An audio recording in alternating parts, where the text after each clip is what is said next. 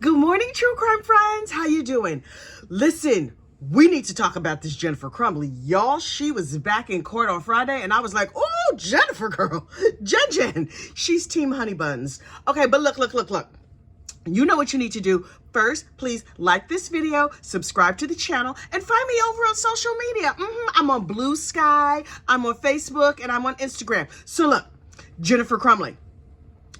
Roll your mind back, right? Last year, the trial of Jennifer and James Crumbley rocked the nation. People were upset. They were in their feelings. And here's why. Jennifer and James had a son named Ethan Crumbley, and he took a lead insertion device down to the school, and he unfortunately unalived some kids. And then everybody was like, oh my goodness, this is terrible, because oh my goodness, it was terrible. But in addition to that, the parents got charged. Ethan took a plea deal, and he was like, I did it, and bye-bye, I'm gonna go away to prison for the rest of my life. And he sort of accepted responsibility, and his parents were like, I mean, yes, he had mental illness, and we told him he should take some melatonin for that, and I mean, what did you want from us? Yes, he constantly asked if he could go to the mental hospital and get help, but as a result, we were like, oh, you know what's going to make you feel better? A pew-pew. And so we got him one for Christmas, and then we put a whole bunch of pictures about it on Facebook,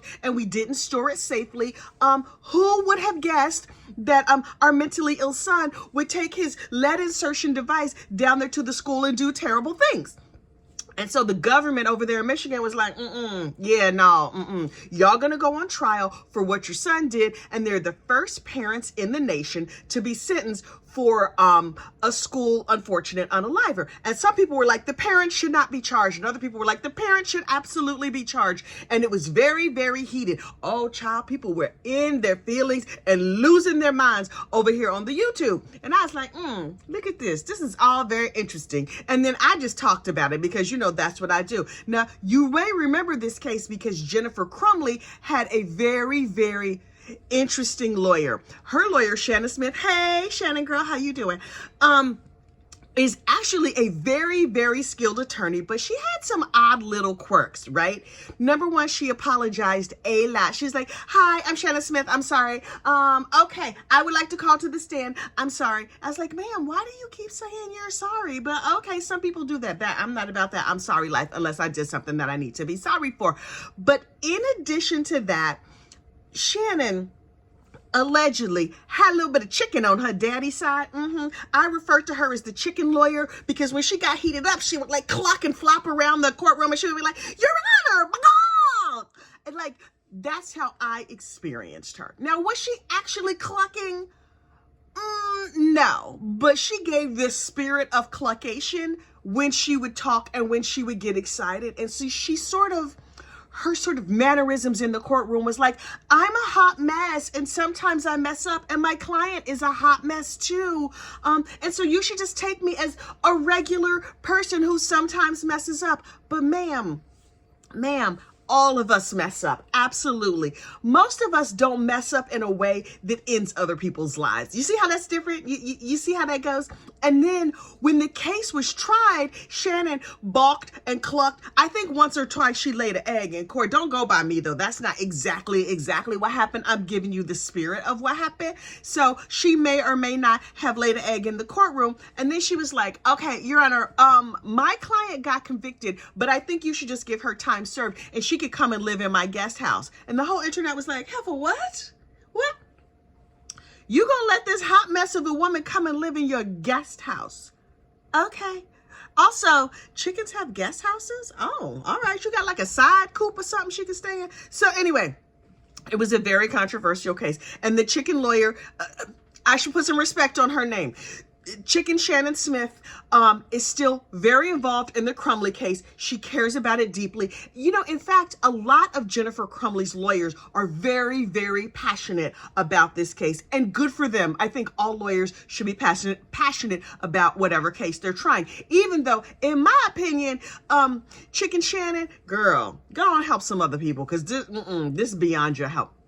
So Jennifer Crumbley trotted her behind off to jail. She was sentenced to 10 to 15 years, as was her husband.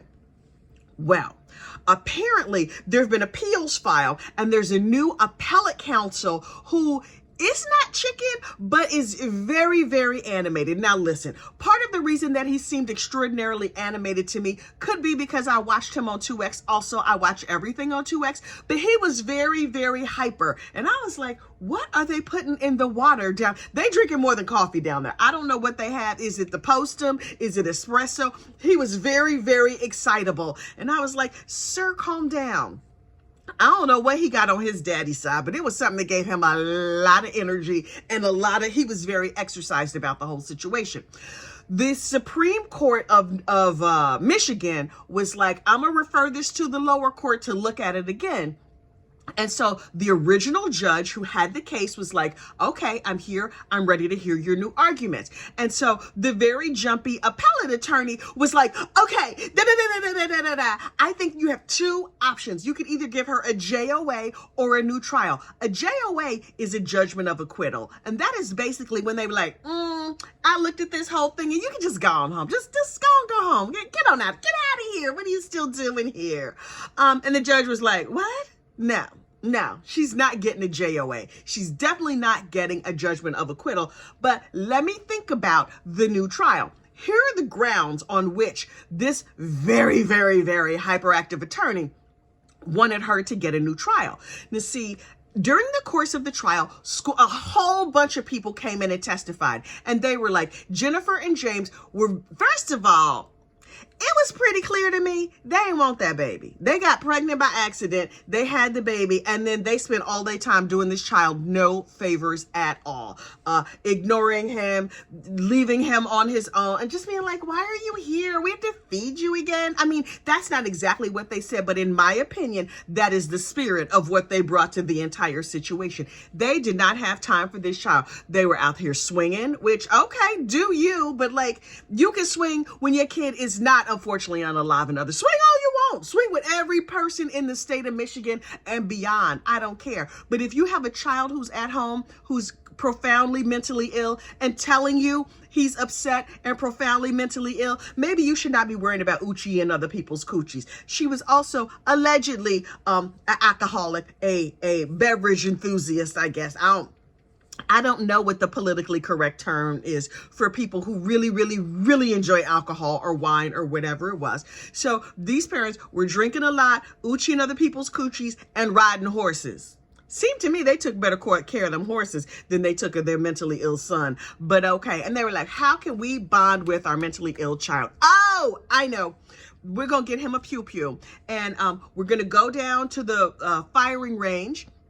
And we're going to shoot it. He learned how to shoot. Oh, she had it all on Facebook. Early Christmas present. Look what we got our son. Yes, he got a real ticklish brain, but this seems like a great idea. Which, okay, if that's the culture of the place where you live, go on and get your pew-pews and go on down to the range. Maybe that's relaxing for some people. You know what you should do when you get home? Lock it up. You're just supposed to lock it up. It seems not that difficult to me, but apparently it was, because these people had a cable lock, which is like a string that goes in one part and comes out the other, and it makes you not able to, I don't know how these things work, but it makes you not able to, unfortunately, unalive other people down at the school. And so they were like, oh, I think our horse needs us. We couldn't possibly put the lock on the thing that's going to keep all the students down there at the school safe when this horse over here looks very needy. And so they did not lock up the pew-pew. And then one day the school called them and was like, hey, your son seems very upset. He is writing pictures that are very, very, very troubling. You should come down to the school. And so Jennifer and James came to school and they're like, we could be at work right now. And the school was like, right. But your son, who seems very disturbed, he's over here drawing scary pictures and is like a picture of a body surrounded by blood and bullets and whatever. And the mom was like, okay, Ethan, next time don't get caught. Ma'am, no. I hate to second guess another parent because I don't like my parenting being second guessed. But in this case, no. The school says they thought that the parents were going to take the kid home, but the school also said to them, well, if you're just going to go back to work and leave him alone and not take him for mental health treatment right now, this very second, then maybe it's better that he stay here at school and be among his peers where we can keep an eye on him. Somebody go get his backpack. And then somebody went and got his backpack and they were like, dude, this backpack seems very, very heavy. But nobody looked in the backpack and they sent him back to class.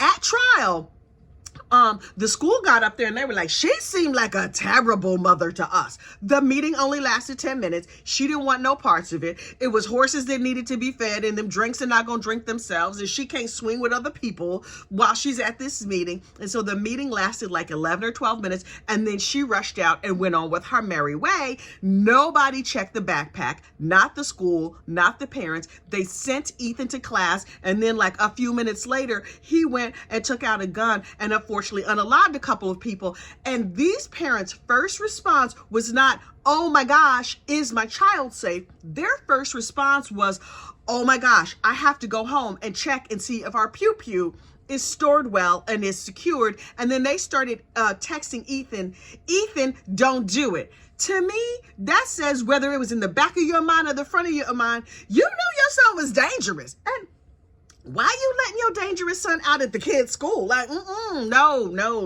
ma'am. No. So, her lawyer, her very hyperactive lawyer is saying the way the school testified helped get her convicted. And so apparently the prosecutor's office had some sort of agreement with the school officials. Like, if y'all come and testify and say the right things, then we won't bring charges against you.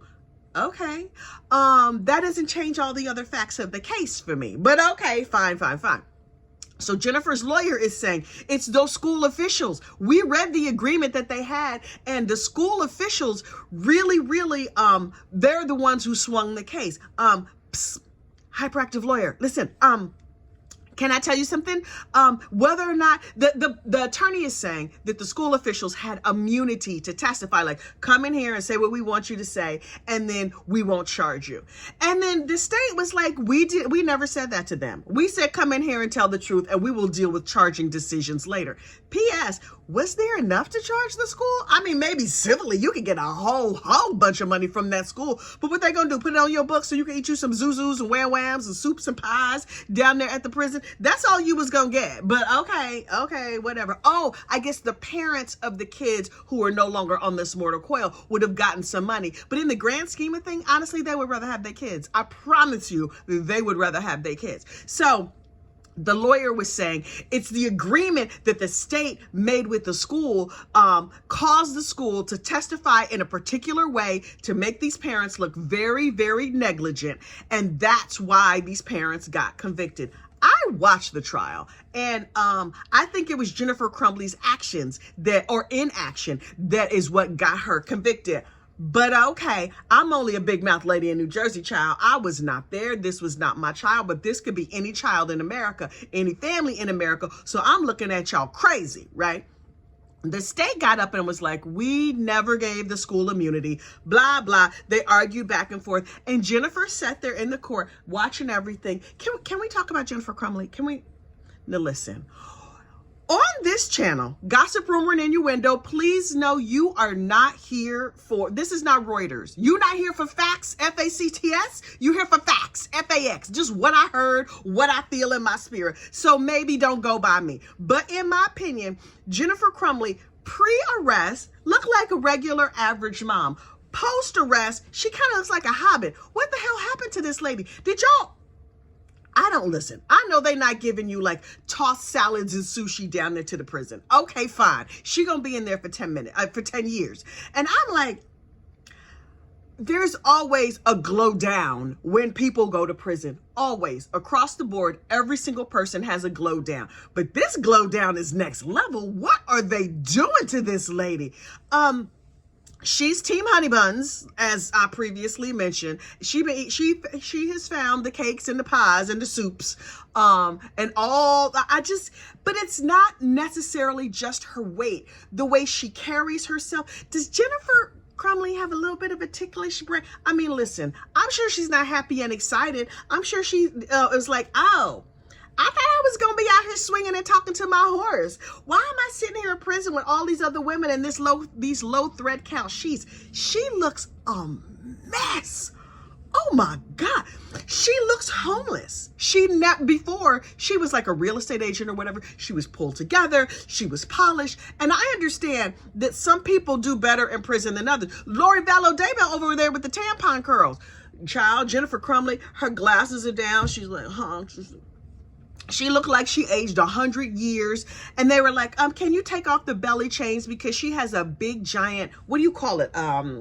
What do you call those things when there's like a tear in your abdomen wall? I know y'all yelling back at the TV or whatever. You know what? A hernia. That's what it is. A hernia. She has a hernia that's so big that it's like visible on her body. That's why she dressed like that? I mean, it's prison clothes, but it's like, it looks like maternity wear. Her hair looks a mess. Her glasses are down and she shuffles. Now, I know she's shuffling from being in leg chains, but I'm like, girl, pull yourself together. You are looking a mess. You could even get some of them, like, you know, if you braid your hair straight out of the shower, you can at least get a little wave going so you look nice for the camera. She's looking rough. But I'm hopeful they're giving her something for like the depression or the sadness or is there some make jail better pills? I don't know how that works. But Jen girl, ooh, dear Black Jesus, you looking crazy. Anyway, so the judge heard everything and the judge is like, okay, let's start with you were 100% not getting a JOA. I am not ordering a judgment of acquittal in this case, but I have to go back in my chambers and contemplate and think about it and look up some law to decide whether or not you get a new trial. And I was like, really? I personally think this is a long shot. I don't think she's gonna get a new trial. The judge is re-looking at it, and will they appeal for the next 10 years? Yes, they are just gonna appeal and appeal and appeal into oblivion because that's what they do. And honestly, I don't hope she gets a new trial, but I hope that her lawyer keeps that same energy. But I hope her lawyer keeps that same energy for all the cases that he has. In this particular case, I think it's a lost cause. And Jen girl, oh my God. I hope you get your hernia surgery real soon. And maybe some shampoo, a toothbrush. I don't know what would help Miss Jennifer look better, but she's a sad sack. Okay, but you know who's sadder? The people who lost their kids. Because due to your like, it's not my fault. And on the stand, under questioning, they said, if you could change anything, what would you change? And she said, nothing. I wouldn't change anything, ma'am. That alone might have sent your behind to prison. You're not that bright. I don't know what's wrong with her. But you know what? She got 10 to 15 years to work it out. Does she make parole on her first go? Something tells me no. It's only been a year or so she's been in prison. Maybe it takes 5 to 15 years for you to get your whole act together. Child, your act right is clearly not installed. Your look right is long gone. Just gone. Over the river and through the woods, child, gone. But wishing you all the best over there in prison. But we'll have a new case tomorrow. I have to look around and see who's out here in these true crime streets. Let me know in the comments who else we should be talking about. All right, y'all have a great, safe day, and I will see you soon. Bye.